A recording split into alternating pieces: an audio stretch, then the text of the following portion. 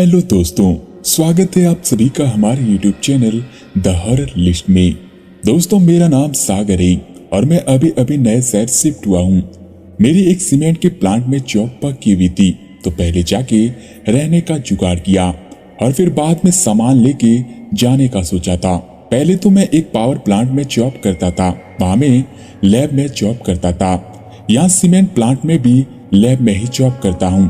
मैं जिस शहर में काम करता हूँ वो बहुत बड़ा है। ये शहर मेरे गांव के पास होने के कारण यहाँ काफी पहचान के लोग भी रहते थे, तो मुझे रहने का जुगाड़ करने में ज्यादा मशक्कत नहीं करनी पड़ी।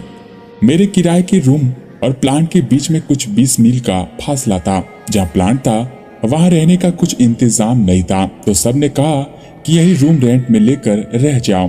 सबकी मानकर मैंने यही रूम ले लिया। दोस्तों, मैं जहाँ रहता था उस घर का मालिक ऑटो ड्राइवर था। उसका नाम था हरि काका। सब लोग उनको इसी नाम से बुलाते थे। उम्र में बड़े होकर भी वो हमेशा दोस्ताना अंदाज में ही मुझसे बातें करती थी। मुझसे उनका लगाव बेटे जैसा था। रोज मुझे खाना खाया क्या ये जरूर पूछती और बातें भी खूब करती। वो हमेशा देर रात तक ऑटो चलाती थी और सुबह भी जल्दी उठकर काम पे चली जाती थी। उनका घर इसी एक ऑटो की कमाई पे चलता था। मुझे लेकर के एक किराएदार और भी रहता था। जैसे तैसे उनका गुजारा इन सब पैसों से हो जाता था, इसलिए वे देर रात तक ऑटो चलाकर कुछ ज्यादा पैसे कमाना चाहती थी। लेकिन उनको क्या पता था कि उनका ये काम एक दिन उनकी जान पे बन आएगा। मुझे हरि काका के यहाँ रहने आए कुछ ही महीने हो गए थे। मेरा प्लांट का काम भी ठीक चल रहा था। मैं जहाँ रहता था उसके पास से हाईवे जाती थी। सबका कहना था कि उस चौराहे पर बहुत बार एक्सीडेंट से लोगों की जान गई है। रात को मैं भी प्लांट से आता था। मुझे भी हरि काका ने आगाह किया था। मैंने एक दिन उनसे पूछ लिया कि हरि काका, वहाँ क्या है ऐसा, कुछ भूतों की बात है क्या? फिर काका ने बताया कि वहाँ बहुत सालों पहले एक पुल बना था जो कि काफी सुनाई। ये जब बन रहा था कई लोगों को इसमें बलि दी गई थी और वही यह मौत का तांडव कर रही। काका ने समझाती हुई पूरी बात बताई। मैं थोड़ा डर गया। मुझे सहमा सा देखकर काका बोली, अरे डरो नहीं बेटा, यहाँ घर में कोई टेंशन लेने की जरूरत नहीं है। मैं इतने सालों से ऑटो चला रहा हूँ, मुझे तो कोई भूत नहीं दिखा। हमारी बात हुए भी अभी कुछ ही दिन हुए थे और उस चौराहे के पास फिर एक एक्सीडेंट हो गया। समझ नहीं आया कि कैसे। जब सब लोग देखने गए तो मैं भी साथ में चला गया। एक कार वाला था, चौराहे से आगे जाके एक खंबे से टकरा गया था। उसकी मौत जगह पर ही हो गई थी। लेकिन रात को हाईवे इतना चालू था, फिर भी किसी ने उसको वहां देखा कैसे नहीं, यही सवाल सबके मन में थी। उसका एक्सीडेंट हुआ ये सुबह ही सबको पता चली। पुलिस वालों को भी हमेशा का रोड एक्सीडेंट ही लगा, लेकिन काका घर आने के बाद सबको यही कह रहे थे कि ये रोड एक्सीडेंट नहीं था, उस आदमी को भी उन भूतों ने ही मारा है।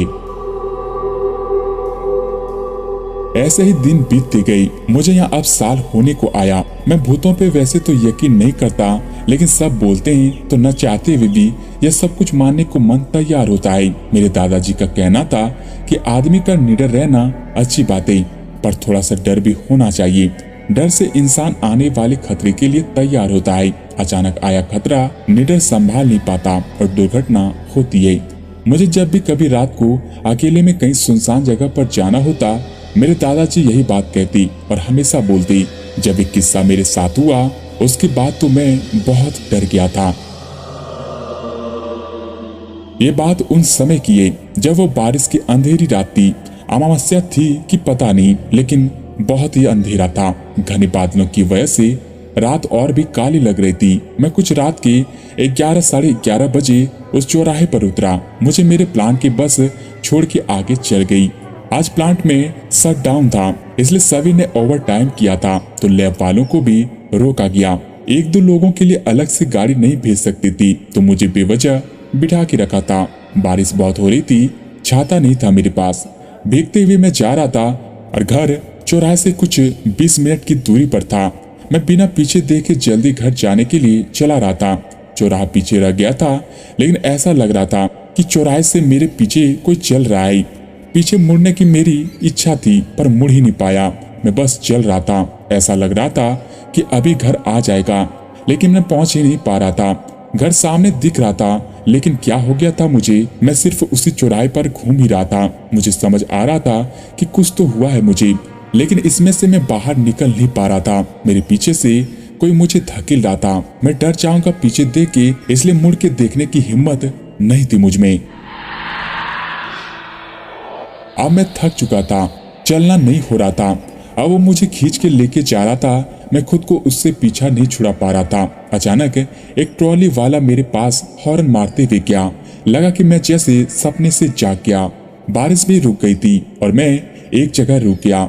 अब मेरे आसपास कोई आहट नहीं थी। घड़ी देखी तो सुबह के 4 बज गए थे और मैं अब और नहीं चलना चाहता था, इसलिए वहीं बैठ गया। सुबह का इंतजार करने लगा। जैसे थोड़ा उजाला हुआ, देखा मेरा घर सामने ही था। पता नहीं मैं कहाँ घूम रहा था और मेरे पीछे कौन पड़ा था। रूम पे जाने के बाद मैं सीधा अंदर जाके कपड़े बदलकर सो गया। डर की वजह से मुझे बुखार हो गया था। हरि काका रूम में आए, खैरियत पूछी। उनको मैंने सब कुछ बता दिया। उन्होंने समझाया कि शायद कोई प्रेत आत्मा पीछे पड़ी होगी। मैंने ऐसा भी सुना है कि ये आत्मा पीछा करके थका देती है। बाद में अगर कोई पीछे मुड़ के देखी तो उसको अपने वश में कर लेती है, फिर वो उस पे हावी हो जाती है। फिर मैंने कहा, हरि काका मैं आखिर तक पीछे नहीं मुड़ा, लेकिन मुझे अब बहुत ही डर लग रहा है। हरि काका बोले, जो होना था वो तो बीत चुका है, अब डरो नहीं, कुछ नहीं होगा। शाम को मेरी तबीयत ज्यादा खराब हुई तो मैंने अपने दोस्तों के साथ घर चला गया। वहीं मेरा इलाज चल रहा था। कुछ एक हफ्ते के बाद मैं वापस रूम पे आया। वहां का नजारा देखा तो मेरे होश उड़ गए थे। हरि काका एकदम बीमार से हो गए थे, पलंग पर लेटी थी। उनको भी काफी तेज बुखार था। मुझे देखकर उन्होंने पास आने का इशारा किया। मैं उनके पास गया।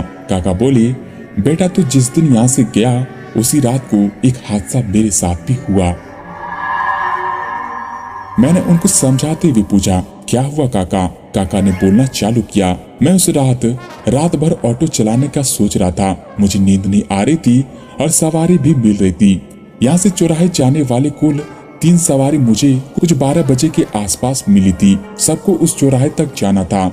अंदर बैठने के बाद कोई कुछ नहीं बोला तो मैंने ही पूछ लिया, भाई इतनी रात को कहाँ जा रहे हो? इस जगह आत्मा घूमती है। मेरे किराएदार को भी डराया था उसने। इतना बोलने के बाद उनमें से एक बोला, तू अपना काम कर। फिर दूसरे ने कहा, तुझे भूतों से डर नहीं लगता क्या? इसके बाद मैं बोला, लगता है ना भाई, लेकिन इस पेट के लिए रात को काम करता हूँ। अब वो चौराहा आ गया था। मैंने ऑटो रोका। एक ही सवारी उतरी। उसने पैसे दिए, लेकिन जैसे वे चलने लगा मेरे होश ही उड़ गई। पता है उसके पैर पीछे की तरफ थी। मैं पसीने से पूरी तरह गीला हो गया था। दिल जोर से धड़क रहा था, लेकिन ऑटो में 2 लोग और थे, इसलिए मैं खुद को संभाल पाया। मैंने बाकी 2 सवारी से कहा, देखो भाई उसका पैर देखो, दोनों उल्टे ही। वो क्या था? तुम्हारे साथ बैठा था, कोई भूत था क्या? इतने में दोनों सवारी जोर से हंसने लगी। दोनों की आंखें खून की तरह लाल हो गई थी। उनमें से एक ने कहा, हमारे कौन से सीधे हैं, देख उनके भी पैर उल्टी थी। बस इतना ही याद है मुझे, आगे क्या हुआ पता नहीं। घर वाले कहते हैं कि मैं वहां बेहोश था ऑटो में। लोगों ने मुझे घर लाया, मैं सुन्न सा रह गया था। ये सब हमारे साथ कैसे हुआ मुझे कुछ समझ नहीं पाया। इसके बाद मैं रूम में गया और प्लांट जाने की तैयारी करने लगा। आज भी मुझे रात होने वाली थी। डर तो था, लेकिन काम तो करना ही था। मैं काका को मिलके चला गया। उस दिन के बाद से काका कभी ठीक नहीं हुए। बुखार कमी नहीं हुआ और डर से वो अंदर से टूट गई थी। कुछ दिनों में खाना पीना भी बंद हो गया था और एक दिन जब मैं प्लांट से वापस आया तो काका हम सबको छोड़ के चले गई थी। उनके घर वाले रो रहे थे। उसी दिन एक तांत्रिक को घर में शांति के लिए बुलाया और हवन भी हुआ। ये सब होने के बाद मुझे भी कुछ सहज नहीं लगा तो मैंने वो घर बदल दिया। लेकिन मेरे साथ जो हुआ वो क्या था, इसका जवाब किसी के पास नहीं था। उन प्रेत आत्मा ने काका की तो जान ले ली थी और मैं बच गया था। अब मैं रोज भगवान का शुक्रिया करता हूँ और अपने काम पे चला जाता हूँ। तो दोस्तों, कैसी लगी आपको आज की कहानी? कमेंट में लिखकर जरूर बताएं। ऐसे ही भूतों और रहस्य से भरी कहानी सुनने के लिए चैनल को अभी सब्सक्राइब करें। मिलते हैं ऐसे ही रोचक कहानी के साथ, तब तक के लिए धन्यवाद।